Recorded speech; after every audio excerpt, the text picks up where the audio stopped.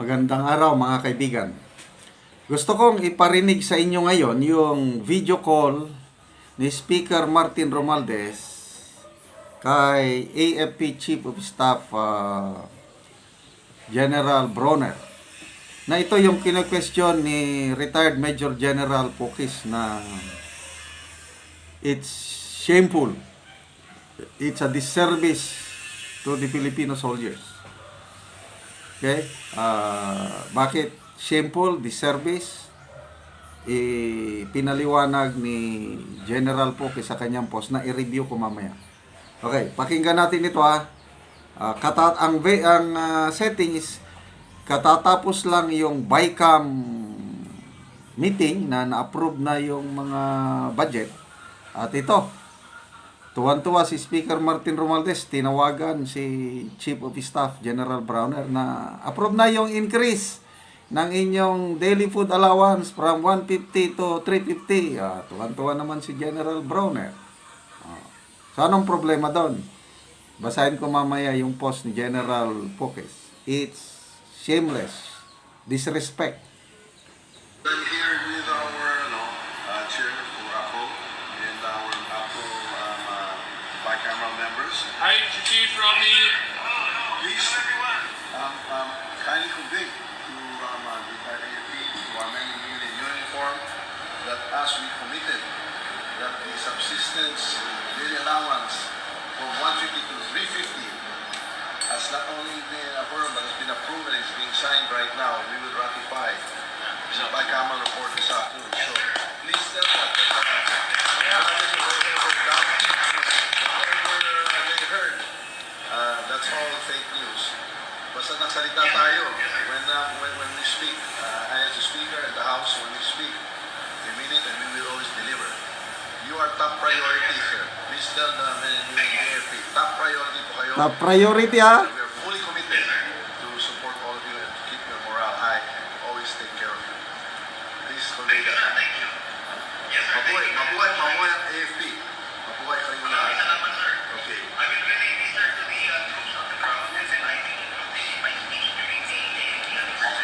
So that is signed here in the BICAM. It will be ratified tonight in the plenary. We will ratify the budget on Wednesday, and the President will sign it into law. That is as good as gold. So I just wanted to allay any fears that there was anything other than what we have committed in some balance to you and to the troops. Mabuhay.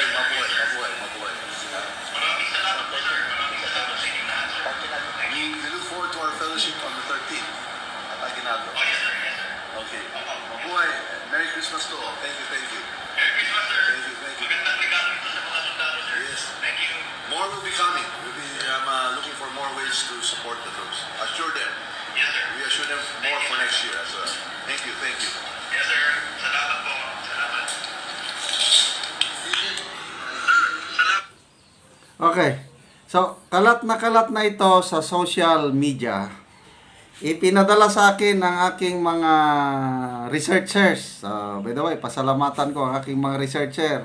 Eudora, Chris Torres, yung bishop ng mga evangelical churches dito sa Mindanao, at saka yung isang retired general na very active sa political situation sa bansa ngayon. 4 sila na nagpapadala sa akin. Okay. Bakit kumalat yan? Supposed to be, it's a private conversation. Kumalat baka sinadyang pinakalat. Sabi nga ni General Pokes, it's for propaganda purposes. Basahin ko yung post ni General Pokes ha. Sabi niya, increase in food allowance, dishonor.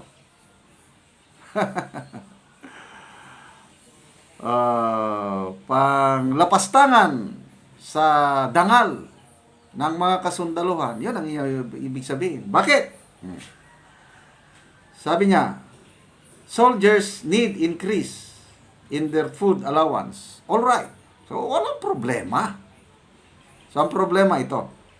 But when the increase is not initiated approved and announced by the Commander-in-Chief, something is amiss and very alarming.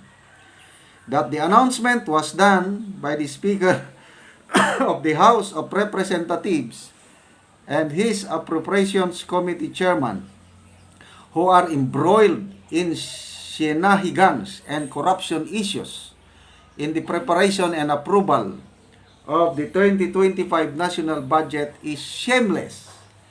That the announcement was covered live and broadcasted publicly. Talagang sinadya.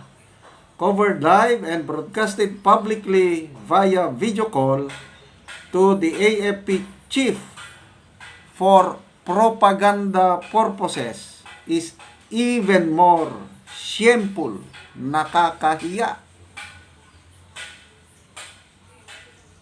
That the increase was done not out of the goodness of one's heart, but to buy. Take note. Ito ang perspective ni General Poques. Ang kanyang opinion, ang kanyang nakikita. I don't know if you agree or not. That the increase was done not out of the goodness of one's heart. Hindi yung galing sa puso na gusto mo talagang i-uplift ang moral, ang kalagayan ng mga sundalo. But what? But to buy the loyalty of the soldier for political consideration is a dishonor to the soldier. Anong masasabi nyo sa pahayag ni General Poques? Okay, sinulat ko yung transcript sa tawag ni ni Speaker Romualdez. Himay-himayin natin. Sabi niya, as we committed, I'm here with Chair Appropriations bicameral members. Please kindly convey to our men in uniform that as we committed that the subsistence daily allowance from 150 to 350 is not only the form that had been approved and it's being signed right now, and we will ratify the bicameral report this afternoon. So please step up. Whatever they have heard, that is all fake news. When we speak up, ito na. Pag nagsalita tayo, when we speak up, I am the Speaker of the House. When we speak up, we mean it. Wow, palakpakan naman ang Speaker. Basta nagsalita, tinutupad. Tignan natin mamaya. We mean it and we always deliver. You are our top priority, sir. Naka, totoo ba? Na top priority ng mga kongresista o mga mambabatas, ang mga sundalo. Malalaman natin mamaya. Ulitin ko. Sabi niya, you are our top priority, sir. Please tell the men in the AFP, top priority kayo.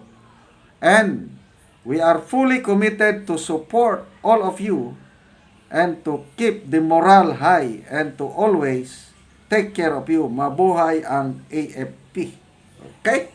And then, pag-usapan nila yung December 13 na Christmas party na kung saan ang Pangulong Marcos nagsalita doon at ang kanyang statement is, we will support you. We will develop a world-class armed forces that is a source of national pride.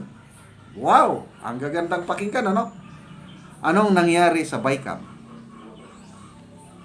Binawasan ng halos kalahati ang budget ng AFP modernization. 74 billion ang requested na pundo ng AFP para ma-modernize, para unti-unti maging world-class armed forces tayo. Yun ang salita ng Pangulo eh. We will develop a world-class armed forces that is a source of national pride. Anong ginawa sa budget? From 74 billion na requested, ano? Binabaan ng mga kongresista, ginawa lang nilang 40 billion. Pagdating sa Senado, ginawa nilang 50 billion. After ng BICAM, ginawang 35 billion na lang. Kita nyo, sobra kalahati ang binawas. Kung talaga, totoo si Speaker Martin Romualdez na top priority nila ang AFP, kung totoo ang sinasabi ng Pangulo na we will develop world-class AFP, bakit mo tapyasan yung nire-request na budget ng AFP modernization na hirap nga tayo sa West Philippine Sea. Wala tayong magawa sa China dahil malakas sila, tayo mahina pa. Bakit mo tapyasan yung budget? So ano yun? In-increase yung subsistence, tuwan-tuwang sundalo. Ako rin, why not? Matutuwa. Anong nangyari? Sobra 35 billion, ilan yun? 39 billion ang natapyas eh. Yan ba ang top priority? So, mga kasundaluhan, nakikiisa kami sa inyo yung pagtapya sa budget. Although ako, personally, maligaya na nag-increase na yung subsistence allowance. Sana, napakasaya sana ang lahat kung nag-increase ang subsistence allowance at hindi tinapyasan yung modernization. Yan, papalakpakan pa natin si Speaker Martin Romualdez. Kaya lang, bakit siya ang mag-a-announce? Yun ang question ni General Pokis. Dapat, at saka yung initiative, it was not initiated by the Commander-in-Chief, by the Executive. It was not approved and it was not announced by the Commander-in-Chief. Bakit ang Speaker of the House ang mag-a-announce in public? Yan ang tinatawag ni General Pokis na shameless. It's a dishonor. So, malaking anong masasabi nyo ngayon? Yung video call na broadcasted live, makakatulong ba kay Speaker Romualdez o makakaapekto sa kanyang ambisyon sa 2028? Paki-comment ko no.